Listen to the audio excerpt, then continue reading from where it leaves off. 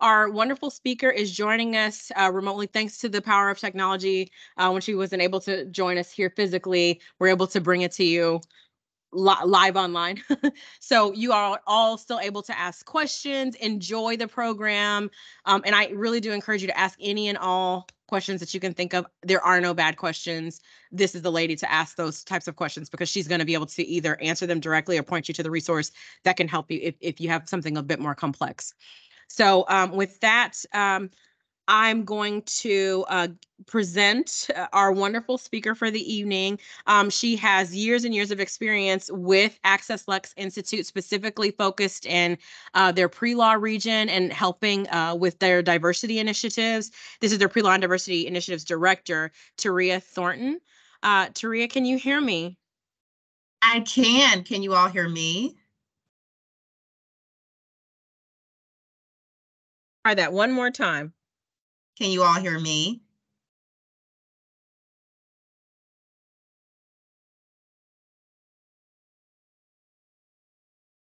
Can you hear me?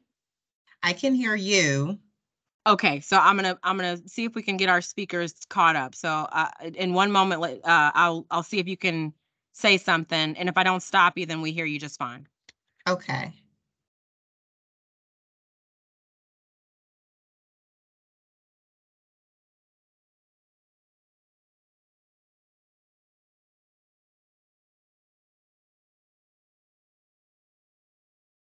Okay, try now. How about now?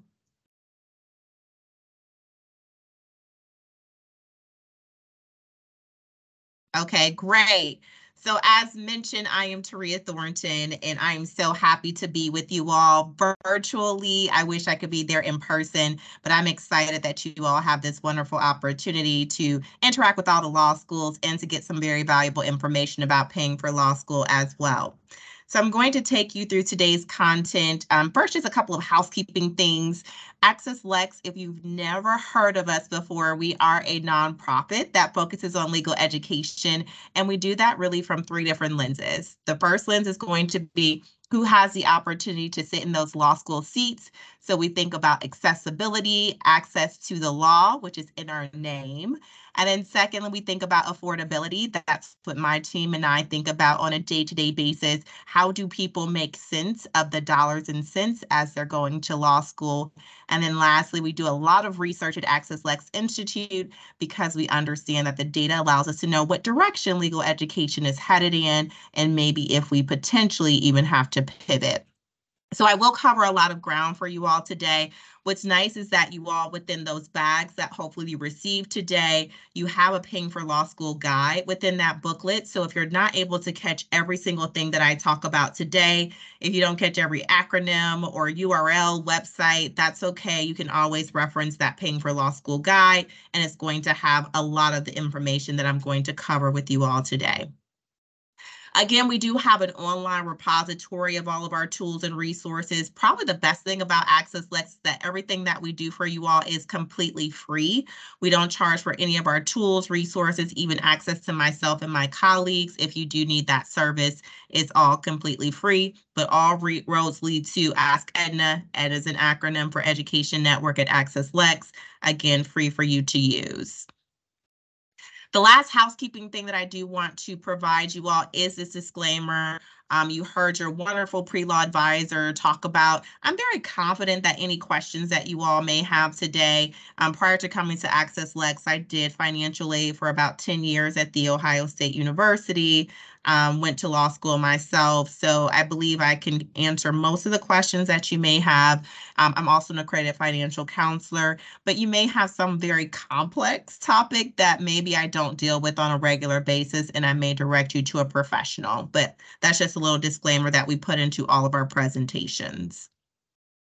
All right, what you actually came here for today. This is what I want to leave you all with today. I want you to feel equipped and empowered about the information that we see on the screen. as you are interacting with the wonderful law schools that are attending the fair, I want you to have an understanding of what the average law school cost is. You're probably thinking, why is that important? It's very helpful for you to have that information because if you're talking to a public institution that might be in Texas, it's helpful for you to know where schools that are very similar to that school lie when it comes to their average costs. And so you can say, okay, this school's right on par with similar schools, or maybe they're above average or below average. Again, it's just giving you the framework of that information.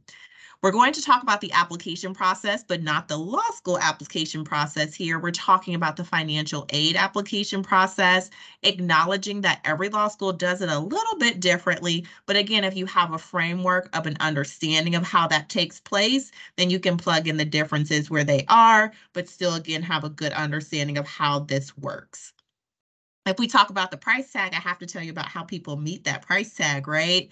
And that's where we're going to unpack and talk about the types of financial aid that people use to pay for law school. And then I do want to be very clear about this, that student loans are a type of financial aid. When we use that terminology of financial aid, it is inclusive of the free money and the money that has to be paid back, which includes student loans. That's probably something I hear very often, is that students and applicants will ask me, well, how much should I get from financial aid and how much should I get from student loans? That is going to encompass all of the monies that you can potentially use to pay for law school. But because there's some separate information that I really want to break down with you all, I'm going to talk about student loans separately than all the other types of financial aid. Okay, just want to make sure that that was clear as we move forward. All right, so I'm already going to take a little bit of a detour first to talk about the pre-law school costs. A lot of times when we're talking about the overall cost of law school, we ignore that it's not only taking your time and your energy and your efforts to get into law school, it's also taking some financial resources. Hopefully, if I get this information in front of you as early as possible, that way we can start saving for these expenses. We know that one of the top reasons that people delay hitting submit on their applications or maybe put off going to law school a year or two is usually because of financial restrictions. So again, if I can get this information to you early enough, if we celebrate birthdays and holidays, or if we're working, we can try to use these resources to help us apply to law school. All right, so let's talk about what you see on your screen now. You have the LSAT and the GRE, so the law school admission test and the graduate record examination. It is actually going to be flipped. So the GRE is actually the $220 fee, and the law school admission council test is going to be $222. And that's each time you take the test, unless you're eligible for a waiver, and I'll talk about a waiver in just a second. Then secondly, you do want to prepare for this test, whatever way is going to be best for you. We know that Khan Academy is the free way to prepare for the LSAT, but there's also some free or reduced ways that you can prepare for the graduate record examination.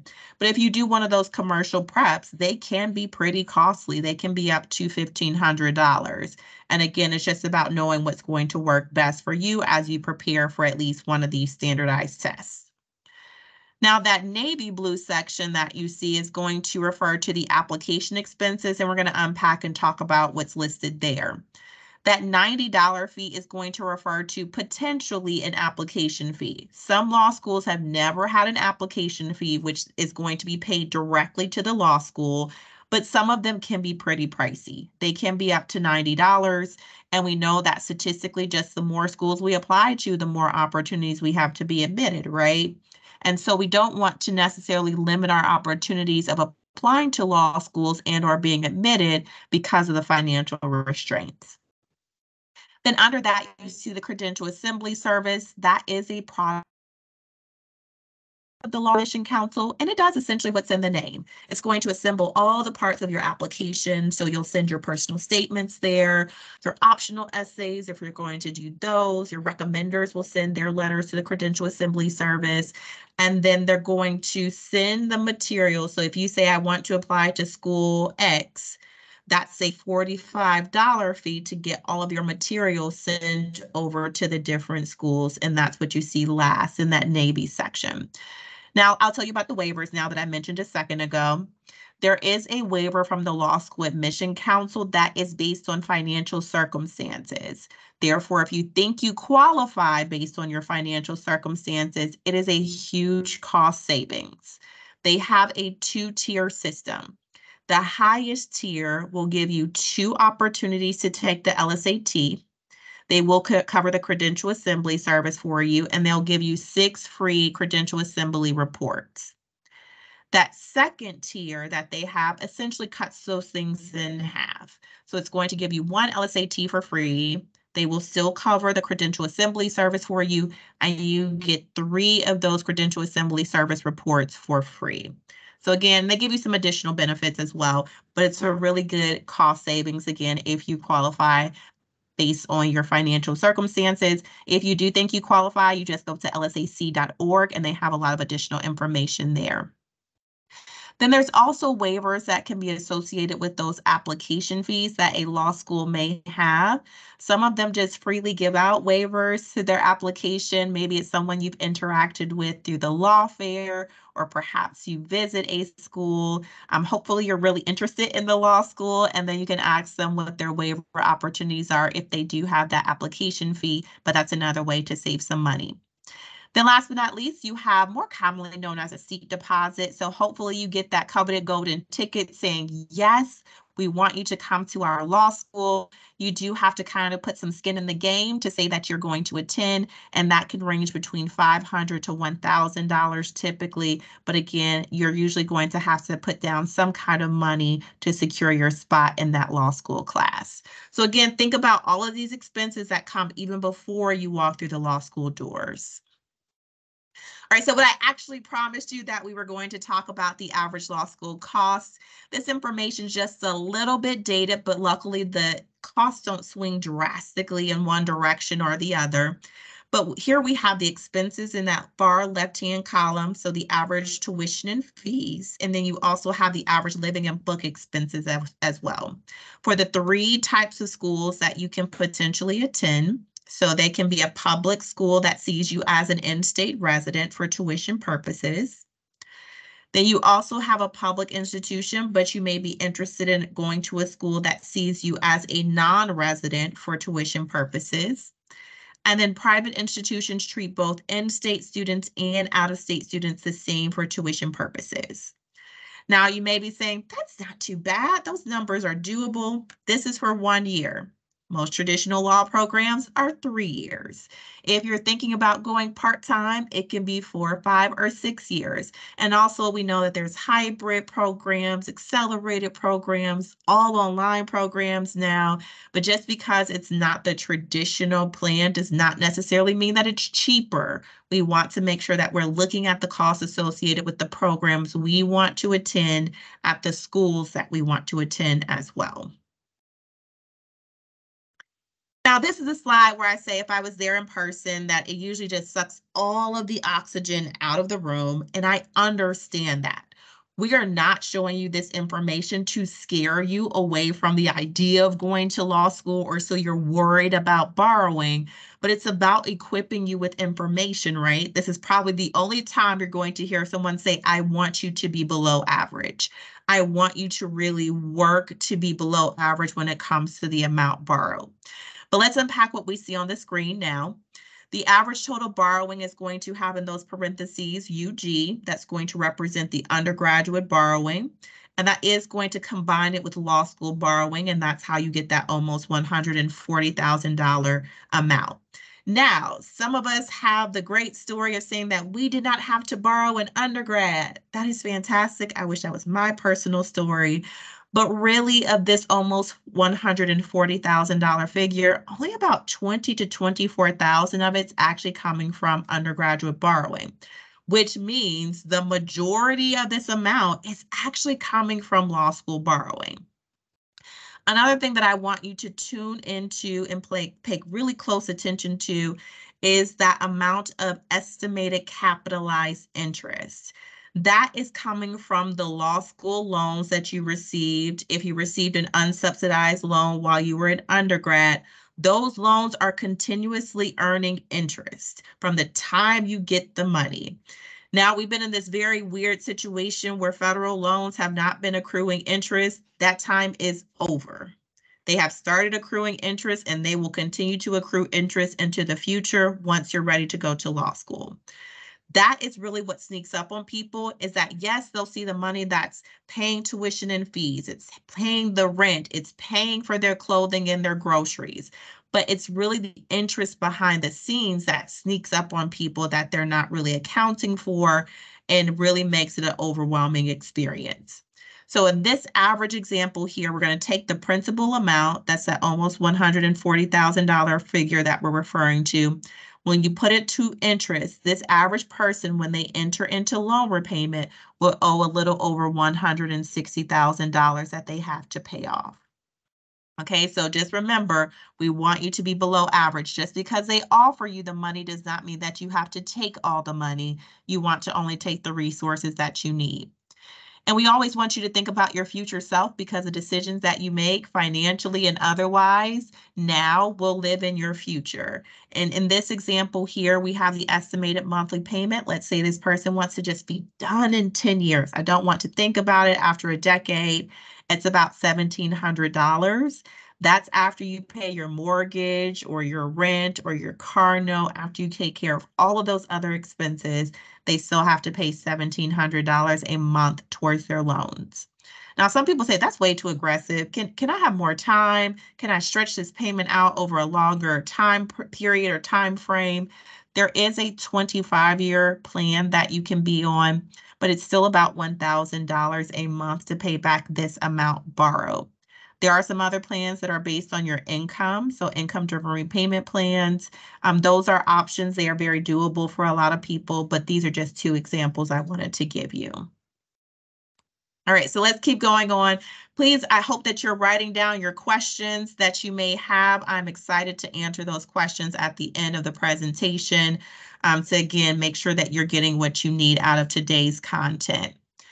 Now moving on to the cost of attendance, every law school across the country is required by the American Bar Association to give you essentially the price tag associated with going to that law school. You are purchasing your law degree, you are purchasing your legal education, and therefore, just like a car, just like a computer or a cell phone, you need to be aware of what that overall cost will be. Now, when you do locate this information, I'm pretty sure that they're giving out this information at the different lawfare tables for the law schools that you are interacting with. They will tell you first the direct cost, tuition and fees, those things we have to pay if we're going to sit in those seats. But secondly, they will provide you with the living and other expenses, which is very helpful for a number of different reasons. First, if you've never lived in Los Angeles or never lived in Miami or New Orleans, it's really helpful to know how much rent costs in that particular city where that law school is located. How much do they allocate for groceries? How much do they allocate for transportation? That's really useful information because the living and other expenses are typically almost as much as the tuition and fees these days. So you want to make sure you're knowing that. Also, some of you have never lived off campus before, so you don't necessarily know how much you spend in utilities. You don't necessarily know how much it costs to pay for rent. So you, again, have a really good opportunity to get some good, valuable information through the cost of attendance. The other thing that I will say is that you set these living and other expenses costs yourself. You decide if you live with a roommate or if you live alone.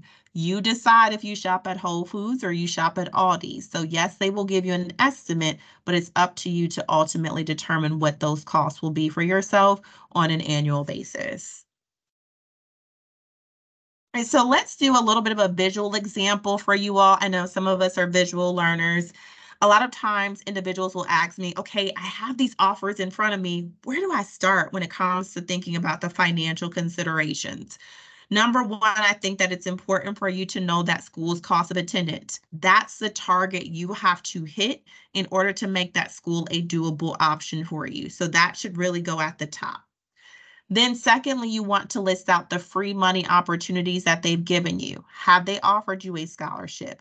Are they able to provide you a grant? Make sure that you're listing those free money opportunities next.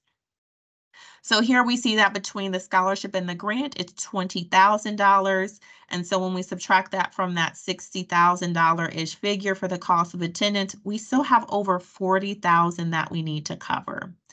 That's when those two federal loans, if you're eligible for federal loans, come into play. We know, unfortunately, our international students and our DACA students are not eligible for federal loans, but you can just substitute that information for a private loan. Even if you are eligible for federal loans, you can technically look into your private loan options. But again, we'll talk more about that in the loan section. So again, we have the direct unsubsidized here. There are no subsidized loans for law students. There are only unsubsidized loans. So if you're receiving a subsidized loan now, or at least have heard of those do not accrue interest until you enter into loan repayment. Those are not available for any graduate or professional student. So again, the loans that you receive as a law student, those will accrue interest from the time you get the money.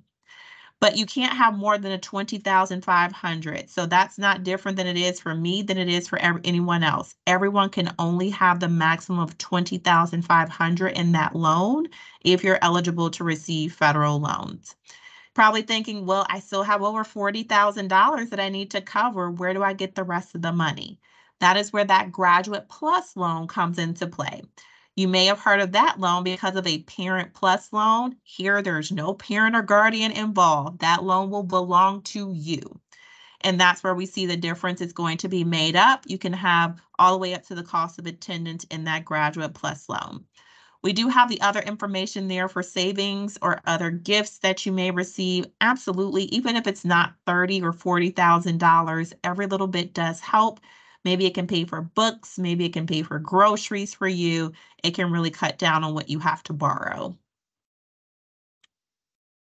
right, so we're going to move right along to the types of financial aid. I gave you a little bit of a sneak peek in what they are in that last example, but we're going to talk in a little bit of additional detail as we look at this pie chart. Now, I will say this pie chart has all of the pieces represented and they're equal slices. That is not how it happens in reality. It also is going to differ depending upon the school that has admitted you. Some of your pieces may be missing. So again, it's about understanding which pie is going to be the most appealing to you as you consider all of your opportunities. So the types of financial aid, we're going to start with the scholarships and grants, the free money opportunities, and work our way clockwise around the pie. The scholarships and grants, that's what we all want. That's the free money that does not need to be paid back once you graduate. In the law school space, the majority of scholarships are going to be what we refer to as merit-based, except for typically around those T14, those higher ranked schools that do primarily need-based scholarships. The rest of the law schools do, again, primarily merit-based, meaning that they're going to look at the merits of your application. So yes, they'll look at your undergraduate GPA, your law school admission test, or your graduate record examination, and all of the other parts of your application to determine if you are going to receive one of those merit-based scholarships. When it comes to need-based scholarships, like I said, those higher ranked schools typically will do need-based because at Harvard, if you're applying to Harvard, you're typically going to have the merit needed. Therefore, they look at their need-based to see who's going to get those scholarships. And also grants, there are no Pell Grants available for any kind of law student or graduate or professional student, period. If you're receiving a grant, it's going to come directly from the law school, and they just aren't as typical as they are in undergrad. There's just not a lot of law schools that actually give out grants, but you may find that there are some opportunities through the law schools themselves to get some grants. Then next, the employment, you see that corresponding box says federal work study. There are some law schools that participate in the federal work study program for law students. I know when I was in law school, I was a work study student. I worked in the library. Therefore, if you're interested, you just need to indicate that on your FAFSA application. There will be a question that actually asks you if you want to be considered and if you qualify and your law school participates. That is something you can see on your financial aid application. I'm sorry, your financial aid award letter.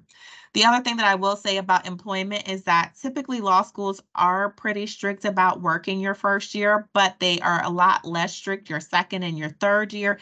And you usually will have summers to make some money. And again, you can think about how to use those financial resources to your benefit. And again, last but not least, over 80% of people actually do some form of student loans to help them pay for law school. Nothing to be ashamed about if you have to take out student loans, but that does not mean we're not savvy consumers, right? We need to make sure that we're understanding what we're taking on and also what's required when we're paying back the money. I do want to tell you about a resource that we created during the pandemic. That is the Law School Scholarship Data Bank. It actually has close to 900 external scholarship opportunities, meaning that they're coming from outside of the law school. They come from like bar associations, law firms, nonprofit organizations, specifically for individuals going into and continuing through law school. So you probably know of like FastWeb. There's tons of different searches that you can do for scholarships, but they're not always specifically for people who are going into or through law school. And we actually have individuals, employees at AccessLex who are looking through these scholarships to make sure that they're reputable. You can also search by a number of different filters. It can be legal interest type. It can be demographic information, the amount of the scholarship. It's really a good opportunity for you to hopefully get some additional free money to prop up what you're hopefully getting from the law schools themselves. Right now, as we continue to move along our roadmap, we want to talk about the financial aid application process here. I do want to make something very clear. This is probably the #1 question I get about the FAFSA when it comes to applying to law school. Everyone wants to know, am I financially independent once I graduate with my bachelor's degree? And the answer to that question is yes. You are financially independent for financial aid FAFSA purposes, but that can be a very different determination for IRS tax purposes.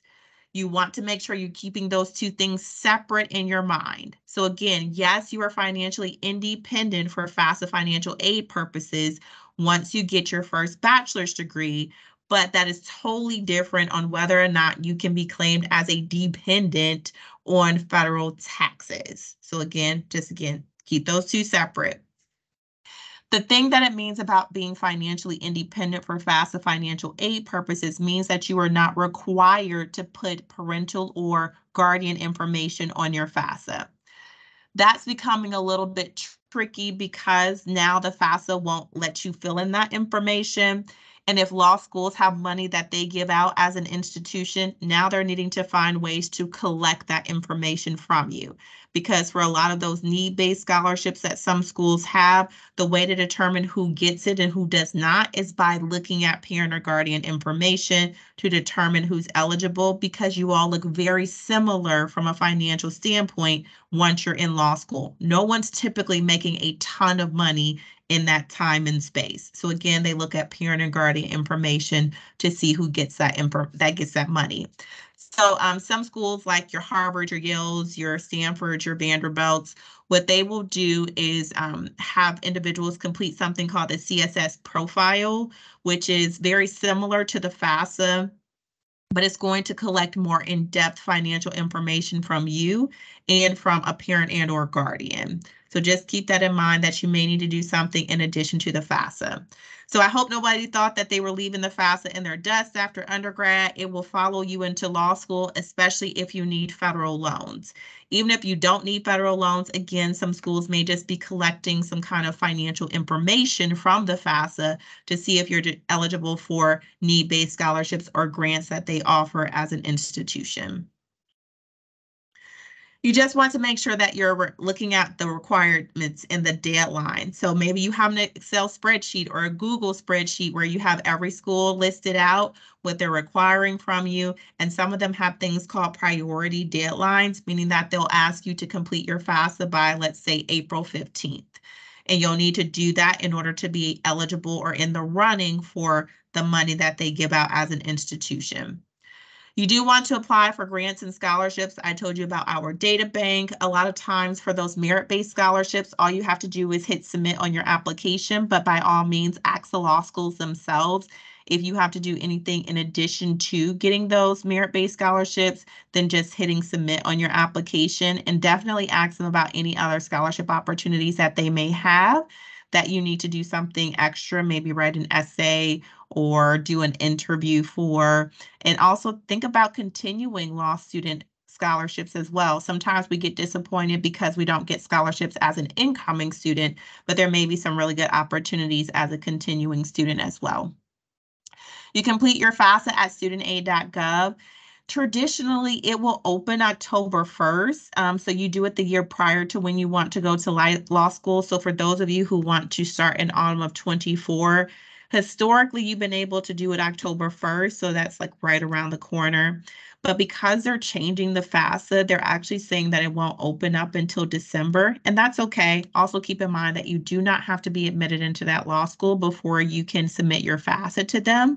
And then once you are hopefully admitted, then that's when they will pull in your information, but you do not have to wait until you're admitted to put that school's code on your FAFSA. Then last but not least, you'll review financial aid offers and compare and calculate and hopefully pick the option that's going to be best for you. All right, so we're going to talk about understanding student loans now. I know that there's a lot of information on this screen, therefore I will try to direct your eyes to certain places. First, we have those 2 federal loans. Hopefully, again, you have an understanding of your eligibility. We again know that our DACA and our international students are not eligible for federal loans. And you see for those 2 federal loans, it says FAFSA, but with the Grad Plus, it says and credit check. Hopefully no one's too worried about that. It's not looking for an established credit score. It's not looking for an established credit history. What it's looking for is the absence of adverse credit. So things like foreclosures, bankruptcies, payments that are more than 90 days delinquent. It's looking for those red flags. When it comes to private loans, they are absolutely looking at your credit worthiness. If you're a little bit on the younger side, it's just harder for you to have that established credit history. Therefore, it may be more challenging for you to be approved, especially without a co-signer for those loans. We already talked about the borrowing limit for those 2 federal loans, and the same goes for the private loan. You cannot have more than that school's cost of attendance. Therefore, if you have a very nice vehicle that does not fit into the cost of attendance, or you have some credit card debt, you must bend to that school's cost of attendance. It will not bend to your lifestyle. So that's something else that you'll want to keep in mind. Repayment options, there are a ton of them on the federal loan side. I gave you just 2 in that example we talked about earlier. There are usually at least 2 or 3-ish on the private loan side as well. But something else that I will highlight for you all is that if you are interested in public interest, public service loan forgiveness is real, but you must have federal loans. Private loans do not qualify for public service loan forgiveness. So again, you must have federal loans if you think that you want to go the route of public interest and hope to get those loans forgiven in 10 years. I do just want to take a slight detour to talk about, I'm probably sure that's no one's favorite topic, but it doesn't mean that it's not an important topic. And we're going to just touch lightly on some budgeting options. This is a habit that is so important for you to develop now, and I speak from a cautionary tale perspective. It is going to help you in the long run. Cannot tell you all the years that I've worked in financial aid, where we hopefully will give students enough money to cover their expenses. But if you're not managing that money appropriately, it can really run out quickly. And it's not always something that we can give you more of once you do run out of it. So when it comes to budgeting, again, it feels like someone's telling you to go on a diet. No one really likes to go on a diet. But again, there are so many benefits if you do diet. And here, there are so many benefits if you budget. So do whatever is going to work for you, but you need to try something. I tell students all the time, it's so much easier to hit a target that you can see than one that you cannot. Everyone thinks that they know how much they should be spending on clothing and eating out and on transportation. But unless you can see those numbers, you don't know how close or how far you are from that target. So you can think about traditional budgeting. So that's usually when you just list out all of your expenses. You list out how much income, which can be student loans, you have coming in. And at the end of the day, you hope that you have more money than you have expenses. But again, that's more of a traditional type of budgeting. There are some people who like to use the envelope method. I know my undergrad roommate used the envelope method, and she actually was able to purchase a car with cash because she was very strict with her envelope method. That means that you will have sometimes a virtual envelope, or if you like to actually touch something, you put the money that you're supposed to spend for eating out, for clothing, for those kind of expenses actually in an envelope. And once you run out of that money, you cannot dip into those other envelopes. So again, it's really helpful for someone who needs to have a very strict regimen on how they're going to proceed with their budget. I think a lot of us do strategic shopping or due diligence on large purchases without actually knowing that we're doing this particular type of budgeting. So for example, you may have grown up in a family where you bought your meat products from one grocery store, but then you bought all your snacks and your sodas or your pops from another one. That's basically strategic shopping, knowing where you're going to get the best price based on the item that you're trying to buy. And the same thing when you're trying to purchase a computer or if you need to get a new used vehicle. So thinking about all those kind of things and doing your due diligence and strategic shopping as well. So again, those are just kind of some things that you can consider, but really this is the playing field that you want to start budgeting because again, it's going to become very real once you get into law school. And you don't have to do this alone. We inside of Max Pre-Law, so that Ask Edna platform that I told you about, once you create your free account, you'll go into Max Pre-Law. We have a monthly spending plan for you. I think I actually sent this along with this presentation as well for you all to get started. So of course you can go to Excel, you can go to some of these other budgeting apps like Mint or You Need a Budget, but they're not specific for people who are going into or through law school. And so we've created our monthly spending plan that's going to be based on those law school items. And again, sometimes we just don't know what we don't know. And we want to make sure that you have an understanding of the items that are going to be most significant to you as you're thinking about planning out your law school budget. Right, so I also do want to make sure that we're leaving you with some practical steps. You can do these things on a monthly, annual, and long-term basis. Again, it's about having a game plan and trying to be strategic. On a monthly basis, choose a budgeting option. Even if it doesn't work out for you that first month, you think, well, I didn't really like Excel. I didn't really like that Google spreadsheet. Okay, that means that next month or next quarter, you choose something different. So you want to make sure, again, that you're having an understanding. You will be surprised also once you start budgeting.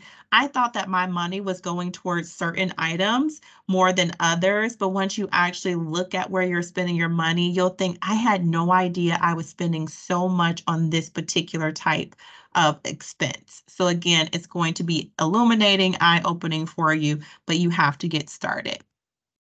On an annual basis, I do want you all to make sure that you're checking in on your borrowing, especially if you have federal loans. You can always go to studentaid.gov to make sure that you're looking at that information and the interest accrual as well. You want to make sure you're paying attention to both principal and interest. For those of you who may have private loans, you can't find that at studentaid.gov. Obviously, they're not federal loans, but you can look at your credit report. Long term, we want you to have a strategy that you can employ and definitely think about your credit, especially if you may have had some credit struggles prior to going to law school, especially if you need that grad plus. We want to make sure we're taking care of that early. And again, you have that Paying for Law School guide in your bags that you can check out. It's also really nice for family and friends as well. Sometimes our family is helping us through this law school process, not only with encouragement and support, but sometimes with dollars. And they want to ensure that they have a good understanding of what the overall cost is. This is a wonderful resource for them and for you. We also have our student loan calculator that's really beneficial. As I told you, it's important for you to know the cost of attendance for each school that you're interested in attending, but that's not always easy to do on their websites to find the cost of attendance. We've done that legwork for you. We have pre-populated the cost of attendance for all the ABA required law schools. All you have to do is look up their name, their information will populate. You can also put in like scholarship information or grants you may receive, and also forecast what it looks like from a bar. And again, all roads lead to Ask Edna. Again, we covered so much content in today's presentation. I don't want you to feel overwhelmed. Again, repetition is very helpful as you're trying to really wrap your head around this complex information. Therefore, you can go to Ask Edna when it becomes more relevant to you. Again, once you get closer to actually thinking about deciding upon a particular law school, it can all be really helpful for you to revisit this information. All you have to do is sign up as a pre-law student. So again, this account is free. We don't sell your information. We don't spam you. It's just about knowing who's using our platform. And then the information we covered today will be inside of Max Pre-Law. And then again, today we talked about paying for law school, but we also have information about building your law school budget. So that's just a little bit of the information that we touched on today as well. The last thing that I will mention to you is that we are here as a free service as well. We're all accredited financial counselors. Everyone that you will speak to, you have fantastic resources on campus for pre-law advising. I definitely encourage you to tap into those resources. I will tell you, in undergrad, I did not have a pre-law advisor. So again, you have an invaluable resource, but perhaps you want to talk about student loans, or perhaps you want to talk about how you can improve your credit. We are here to help you with those kind of personal finance, student loan questions that you may have as you're thinking about your law school opportunities. And that's all that I have as far as content. So I think we wanted to leave just some minutes towards the end to answer any questions that you may have for me as you're thinking about the paying for law school aspect of this process. So I'll stop sharing now and see if we have any questions.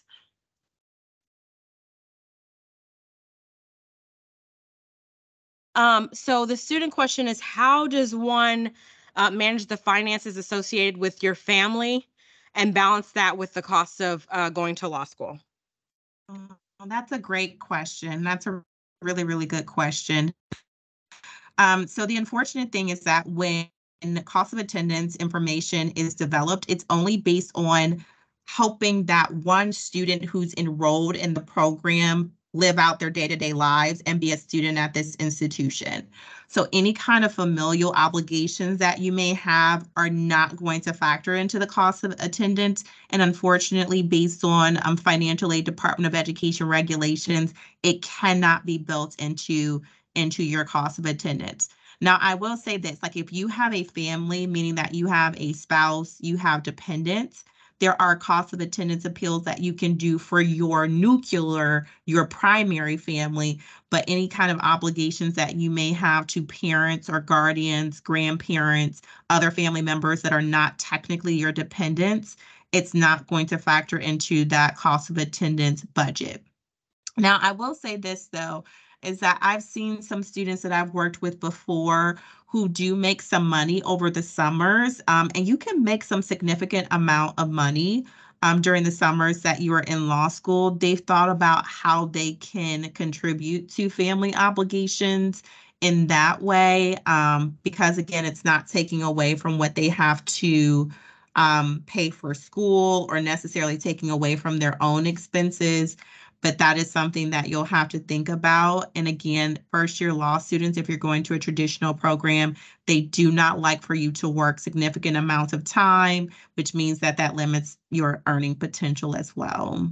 So I hope that that helps, but I know it's not the most helpful when it comes to understanding that you want to contribute to your family.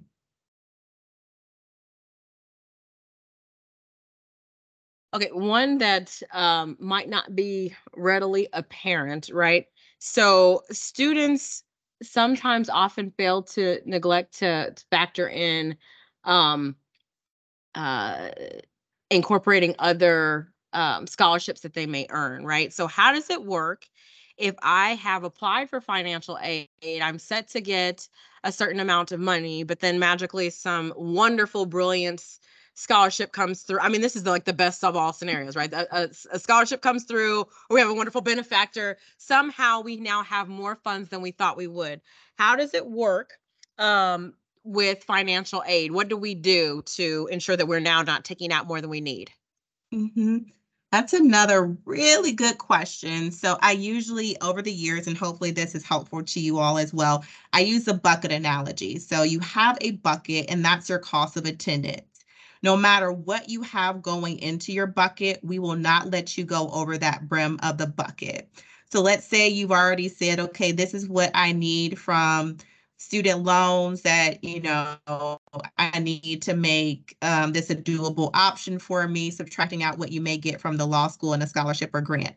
As soon as that other money that we weren't expecting comes in, your financial aid advisor will be clued in. There's actually a system that will say, uh-oh, this person has more than they're supposed to have. That means that you're over the brim of that bucket. So what your financial aid advisor will do is go in and take away some of the things that are in your bucket. You don't have to do anything to do that. Your financial aid person will do that. But what happens is that if you have free money coming in, what they're going to do is take out the student loan amount for the same amount that's coming in. So let's say our wonderful benefactor is giving us $20,000. They're going to go in, take out $20,000 in student loans and put in your $20,000 in a scholarship. Now, while that is something that your financial aid person will do, it's always helpful if you can tell them that that is going to happen. So hopefully your benefactor sends you an email or a letter or surprises you at school to let you know that you're going to get that money, and then you can tell the financial aid office. But even if you don't, that's just going to trigger something on their end to make sure that you don't have more than that cost of attendance. Again, you can't go over the brim of your bucket. So hopefully that was an illustrative way to explain what happens. Okay, so I'll have the occasional student that is right on the edge of needing financial aid and right on the edge of not needing financial aid. Personally, for those students that have either a great scholarship that takes care of a huge chunk of the cost of attendance, and really could potentially just work full time to cover the rest of the costs, I typically encourage them to apply for something like Sally Mae. So, how feasible is it for a student to go through law school without taking out actual loans? Um, I'm just curious if you think it's possible. Sure, I think it's definitely possible to go through law school without taking out any kind of student loans, but um, just talking about kind of the landscape of scholarship in law school, those what we call full ride scholarships, when they're covering your tuition and fees and covering your living expenses, are actually not that plentiful. They are going to be more what we refer to as tuition and fee scholarships, which means that you're going to need to still cover your living expenses.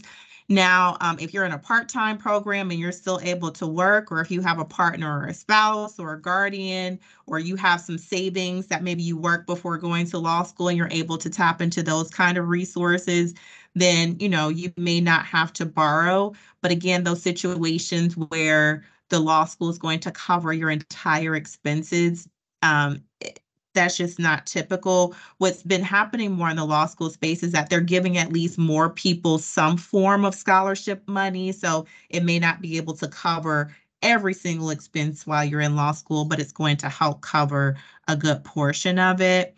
So I would definitely say this too, if you're looking into just needing a little bit of loan money, I would highly encourage you, and we do this at AccessLex, look at your federal loan opportunities before you go into the private market. Just because, again, if you want to do public interest work, you have to have federal loans. Secondly, We've been in this pause with interest accrual. No one's had to pay on their student loans. Even if life comes at you fast, there's a way to stop your obligation to pay with federal loans that just does not exist for private loans.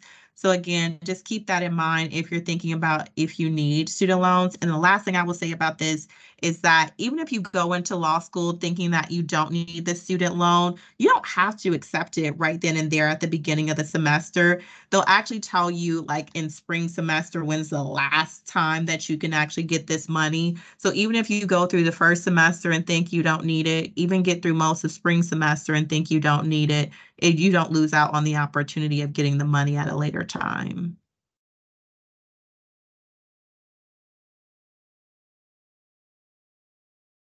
Okay, we've got two questions. Okay, go ahead.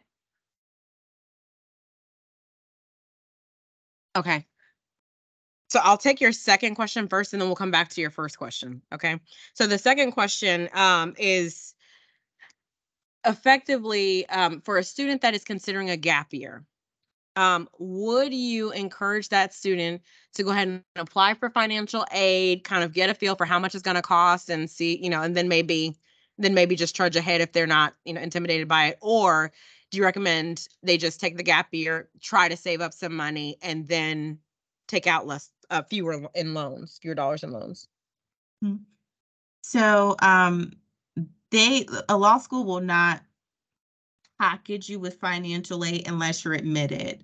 So even though I said you don't have to be accepted into that law school to put their school code on your FAFSA, that law school is never going to pull your information in until you're an admitted student.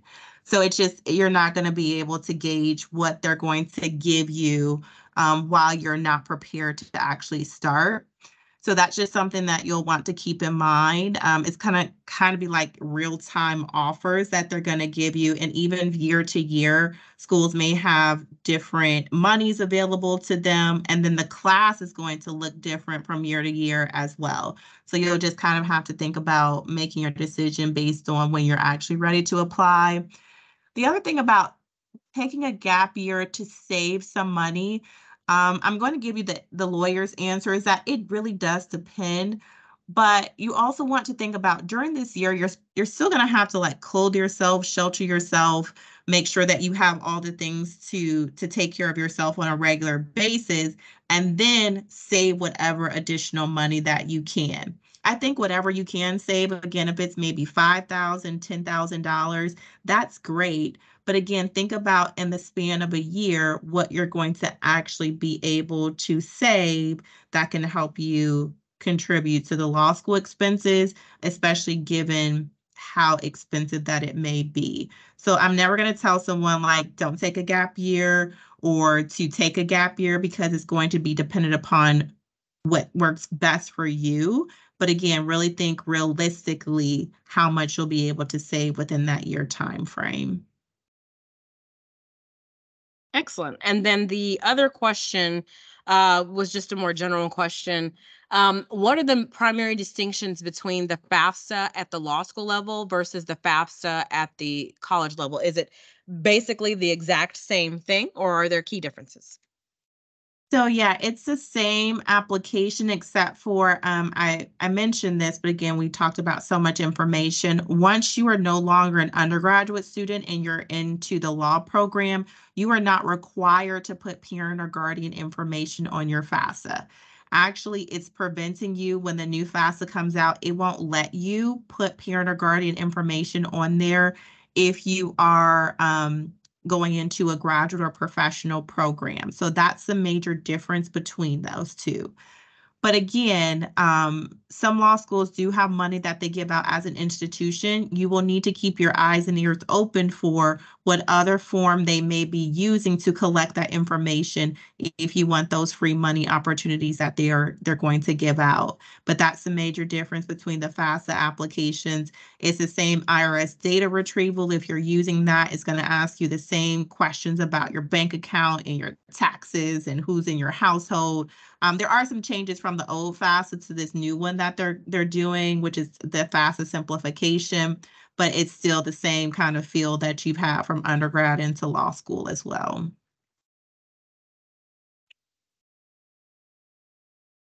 We've got another question. No, but I mean, I'll let her answer that. So if you've never taken out loans, you didn't take out loans for undergrad, and then you apply for loans for law school, do you get through FAFSA? Do you get a little more since you've never taken out loans before, like a credit almost? You were right. No, no, there's no extra. And I mean, what's also nice is that it levels the playing field for people, right? You know, some of us didn't have those opportunities in undergrad, and our parent or guardian didn't save for that opportunity. So there's no difference in aid for someone who took out loans and someone who did not. So everyone, like I told you, gets a maximum of $20,500 in that direct unsubsidized loan at the same interest rate. And then the same goes for the Grad Plus. Although people will have different amounts that they need to borrow, it's at the same interest rate, and it's based on the same, modified credit check.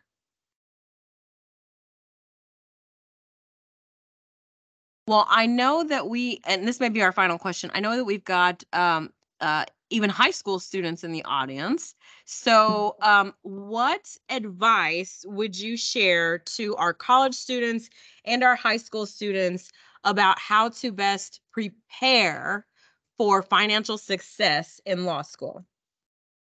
Oh, that's a really good question. So first, I would say learn how to deny yourself certain things that you may want immediately. So again, think about the purchases that you're making, if it makes sense for you to use your money for those things, because we always have this saying that while you're in law school, you want to live like a law student so you can live like a professional once you graduate. Because if you live like a professional when you're in law school, you will live like a law student once you graduate. Because again, those financial decisions that you're making in law school are going to show up in your future. If you borrow too much money, they will come back for their money. Even if it's 2 or 3 or 4 years down the line, they will come back for their money. So get used to saying, do I really need this? Is this a good use for me to spend my money on? Could I save this money for something that I really desire in the future? And just start to kind of work those muscles, because I know sometimes if we see it, we want it, we buy it, and that's not necessarily something that you can do when you're in law school, understanding that you have like maybe some money coming in once or twice a year, but it's not like you have a regular paycheck on a regular basis. The other thing that I will say is to start thinking about what opportunities are out there for you when it comes to scholarships. So I know we have a resource called Explore JD. So AccessLex loves a good X. So it's actually xplorejd.org. And I believe you have that flyer in your bag as well. And you can see which law schools are giving scholarships at pretty high percentages, and also the median amount of those scholarships. Not to mention that on law school websites, they will tell you what merit-based scholarships they offer, along with typically the undergraduate GPA and the LSAT median that they're looking for in order to award those scholarships. So again, at least you have a target that you can see. So if you know that you really want to go to Vanderbilt, and you know that they give out these merit-based scholarships at this score and this undergraduate GPA, you at least have a goal that you can start shooting for when it comes to those opportunities.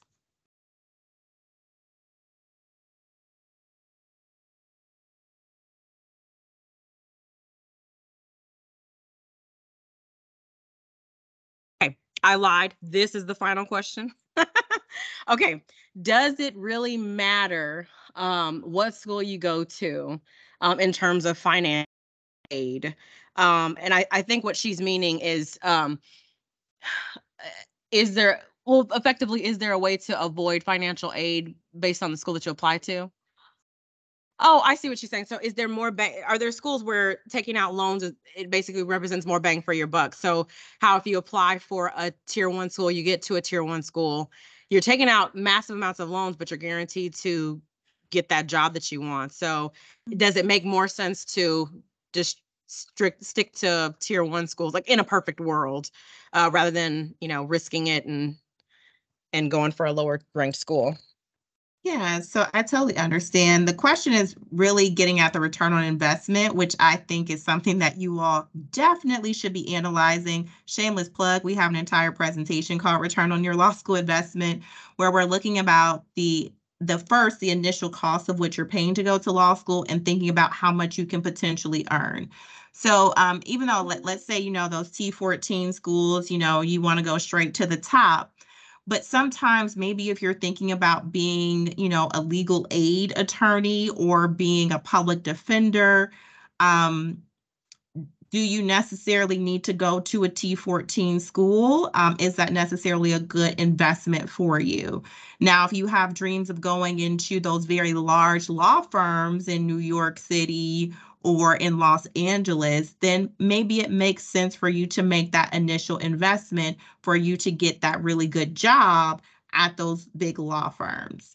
But maybe also if you want to work regionally. So I'm an Ohio girl. I knew that I was going to go closer to home, even though I went to undergrad in Nashville.